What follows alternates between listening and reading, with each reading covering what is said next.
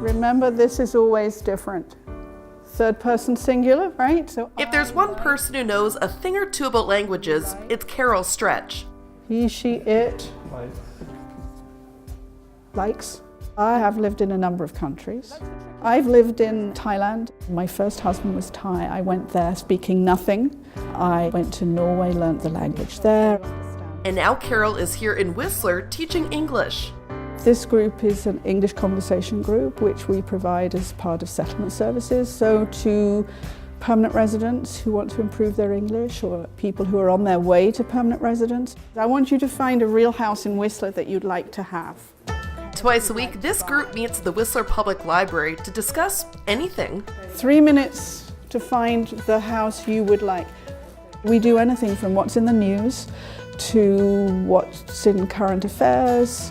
For some of them it is their only time. I mean, if they're not working and they're living at home, they're often living in their own language. For others, they're probably working in an English-speaking environment, but this is their opportunity to check things out, to actually stop and try to improve. Romina moved to Whistler to be closer to her husband 4 years ago, knowing absolutely no English was terrible. The Argentinian started coming to the English classes by herself, then pretty soon with 2.5-year-old Andreas. Before long, she was picking up greetings, basic nouns, verbs, with this little guy not far behind. When you have very good people to help you, it's more easy.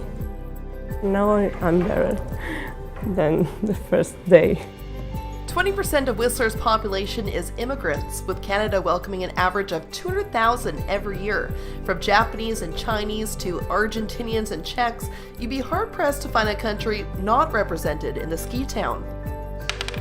To get students fully comfortable in not only the English language but also the Canadian way of life, the Whistler Welcome Center course weaves real-life scenarios into its program. Today's agenda, quizzing students on real estate scenarios and asking them to describe their dream home. Really, it's just about them expressing themselves and having the confidence to do that. You know, I just say to them, the more that you do, the more that you'll get there. Take 36-year-old Peter, for instance, who moved to Whistler 5 years ago. Before when I came to Whistler, I worked 8 years in Czech mountains because I love snowboarding.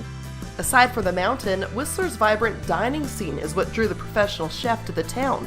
Only problem was My English was just a little bit. Peter started coming to this class twice a week.